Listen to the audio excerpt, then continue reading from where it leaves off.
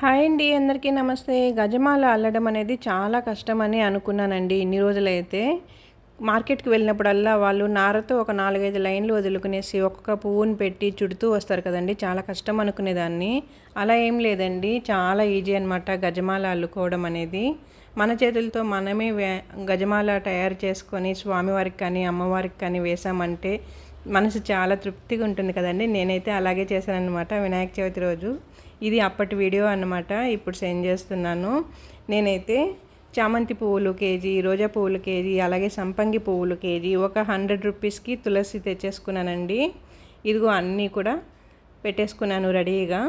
ఇప్పుడైతే వైట్ దారం తీసుకున్నానండి. ఇదిగో చూడండి ఎలా గుచ్చుతున్నాను అనేది.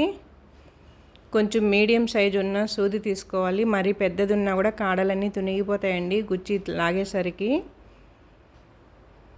చూసారా ఎలా గుచ్చుతున్నాను పువ్వులు అనేది. ఒకటి ముందుకు, ఒకటి సైడ్కి, ఒకటి వెనక్కి, అలా అన్ని పక్కలకి పువ్వు అనేది తిరిగేట్టుగా గుచ్చుకోవాలండి. ఇక్కడ చూపిస్తున్న విధంగా గుచ్చుకోవాలి. ఒక 4-5 గుచ్చాక ఒకసారిగా వాటిని పక్కకు తీసుకోవచ్చు అనమాట దారంలోకి. ఇదిగో చూసారా, ముందుగా అయితే నేను సంపంగి పువ్వులు తీసుకున్నానండి. అలాగే ఇప్పుడు తులసి కూడా తీసుకుంటున్నాను. నేను తులసి అలాగే విడిది తెచ్చుకున్నానండి 100 రూపీస్కి. అవి పెద్ద పెద్ద కాడలు ఉంటే కానీ నేను మాలకి ఎలా కావాలో ఆ విధంగా అంత సైజులోకి మళ్ళీ ఇంటికి తెచ్చుకున్నాక అన్నీ రెడీ చేసుకున్నానండి.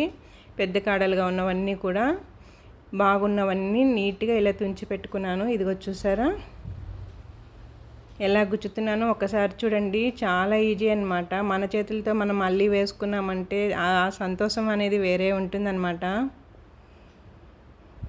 ఇంత కష్టం ఎందుకు, అక్కడికి వెళ్ళి తీసుకొని డబ్బులు ఇస్తే ఇచ్చేస్తారు కదా, మాల తెచ్చి వేసేయచ్చు కదా అని అన్నారు కొంతమంది నన్నైతే. కానీ అది వేరు అండి. ఇలా మనం తయారు చేసి వేయడం అనేది ఆ ఆనందం నాకు ఇప్పటికి కూడా అలాగే ఉందన్నమాట. ఇదిగో చూసారా, ముందుగా సంపంగి పువ్వులు వేశాను, అలాగే తర్వాత తులసి వేసానండి. ఇప్పుడు చామంతి పువ్వులు వేస్తున్నాను.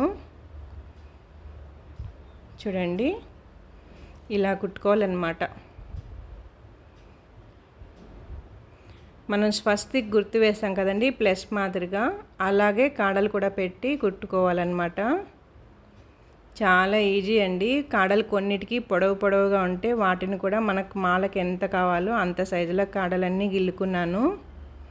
తర్వాత ఇలా కుట్టేసుకున్నానండి. చూసారా రౌండ్గా వచ్చింది కదా.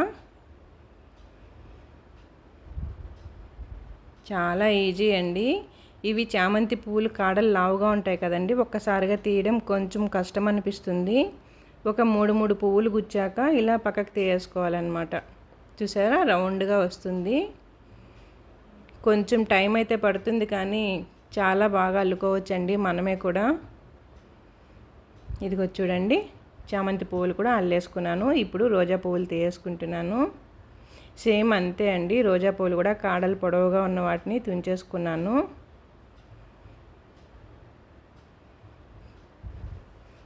తృప్తిగా ఉంటుందండి మన చేతులతో మనం అల్లుకొని వేసామంటే స్వామికి. నేనైతే వినాయక చవితి రోజున స్వామివారి మా వీధిలో పెట్టిన స్వామివారి కోసం అని చెప్పి ఇవి తెచ్చుకొని ఇలా అల్లుకున్నాను అనమాట. స్వామివారికి వేశాక నాకు చాలా సంతోషం వేసిందండి. అప్పటి వరకు నేను 1-2 అవర్స్ 3 అవర్స్ వరకు పట్టింది. అంటే ఫస్ట్ టైం అనమాట గజమాల అల్లటం అనేది.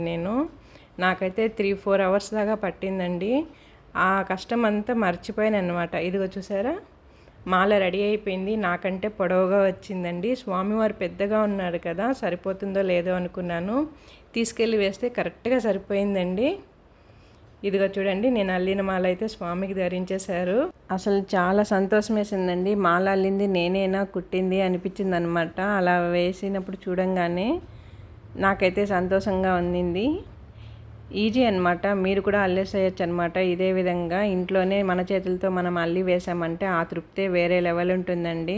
వీడియో అందరికీ నచ్చే ఉంటుంది అనుకుంటున్నాను. వీడియో నచ్చినట్లయితే కానీ నా ఛానల్ సబ్స్క్రైబ్ చేసుకొని లైక్ ఇవ్వండి.